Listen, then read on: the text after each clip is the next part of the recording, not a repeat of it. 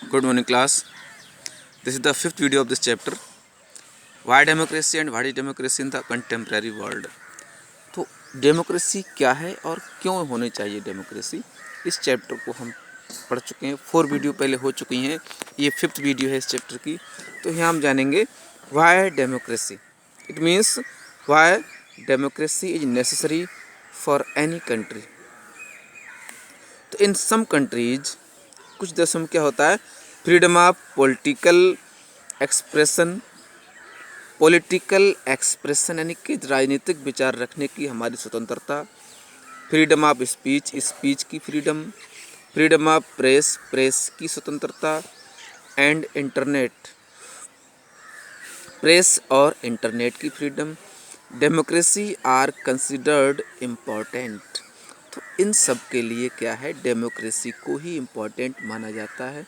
तो ये सभी फ्रीडम केवल डेमोक्रेटिक कंट्रीज में ही मिलती हैं। टू इंश्योर दैट, और ये इंश्योर करने के लिए voters are well informed, voters अच्छी तरह इन्फॉर्म्ड हों, वोटर्स को सभी अधिकारों के प्रति, अपने सभी राइट्स के लिए वो इन्फॉर्म्ड हो, सचेत हो। Enabling them to vote according to their own interest, और वो अपने इंटरेस्ट के अकॉर्डिंग वोट करने का अधिकार रखते हों।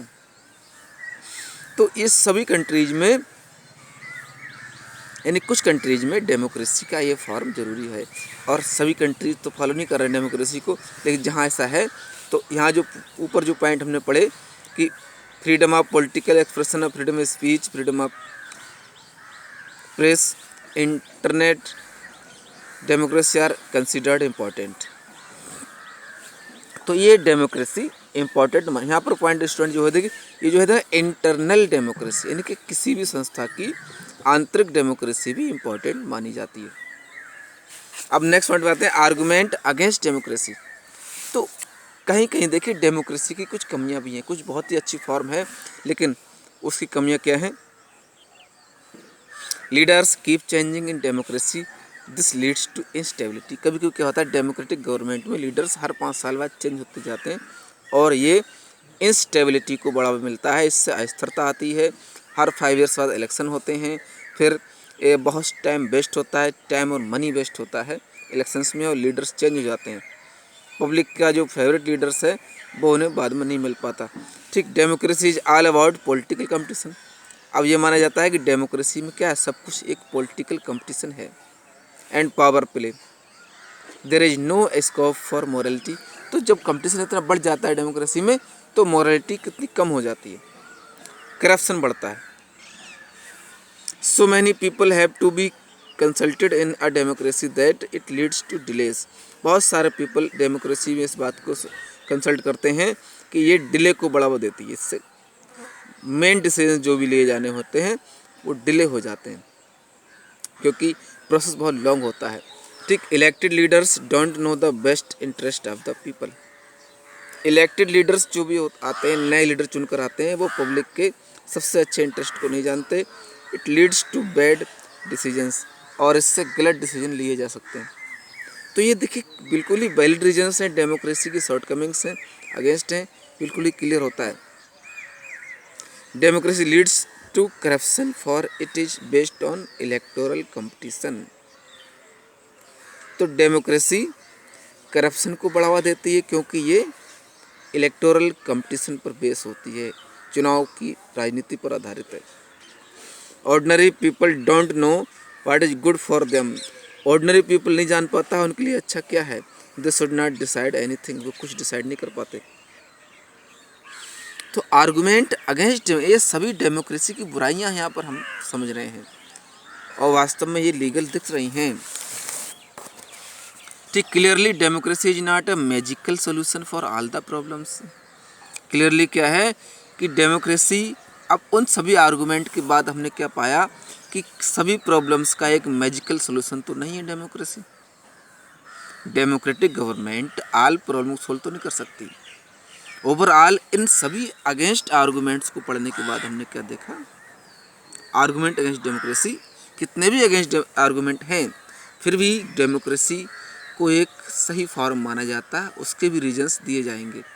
Democracy is a form of government only ensures, ये इंश्योर करती है that people take their own decisions, कि पीपल अपने खुद के फैसले लेते हैं, पब्लिक की इच्छा से डिसीजन लिए जाते हैं। पीपल कैन मेक मिस्टेक्स, और अब देखिए पब्लिक की इच्छा से डिसीजन लिए जाते हैं। पब्लिक पावरफुल होती है, पब्लिक जिसे चाहे उसे बनाएगी, जिसको चाहे उसे वो सीट से हटा सकती है, वो लीडर चेंज हो जाता है।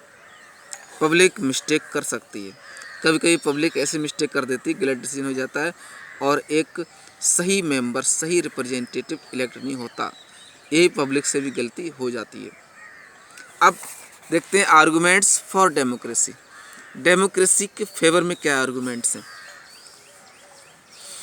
Democracy is better than any other form of government in responding to the needs of the people. Public की नीड्स के रिस्पॉन्ड के अकॉर्डिंग डेमोक्रेसी दूसरी तरह की सभी सरकारों से अच्छी जरूर होती है। कितने अगेंस्ट इसके कितने भी पॉइंट जरूर रहे हों, लेकिन फिर भी ये बाकी सभी और सरकारों से तो अच्छी ही है। A non-democratic government may and can respond to the people's needs।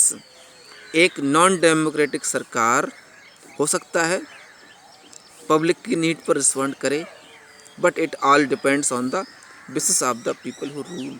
लेकिन ये सब डिपेंड तभी करता है उन लोगों की बेसिस पर जो रूल करते हैं।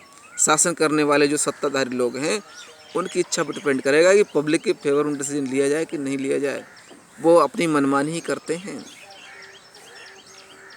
पब्लिक को राइट्स नहीं होते। नॉन डेमोक्रेटिक गवर्नमेंट में ये होता है।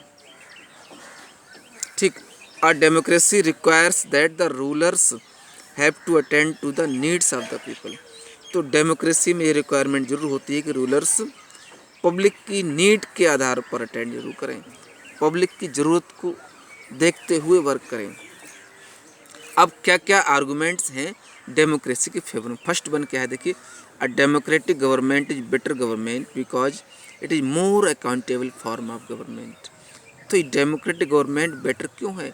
क्योंकि ये बहुत ज़्यादा अकाउंटेबल है। अकाउंटेबल मीन्स क्या होता है? एक रिस्पॉन्सिबल कहेंगे, जवाबदेही या जिम्मेदार सरकार होती है, accountable form of government. Why democracy should lead to a better decisions. अब यहाँ क्वेश्चन है कि डेमोक्रेसी अच्छे डिसीजन के लिए आगे बढ़ावा कैसे देती है? अच्छे डिसीजन कैसे क्यों होते हैं डेमोक्रेसी? देखिए, democratic decision always involves many persons, discussions and meetings. तो डेमोक्रेटिक डिसीजन वही होता है जिसमें बहुत से पर्सन शामिल होते हैं, डिस्कशन होता है किसी पॉइंट पर, मीटिंग्स होती हैं।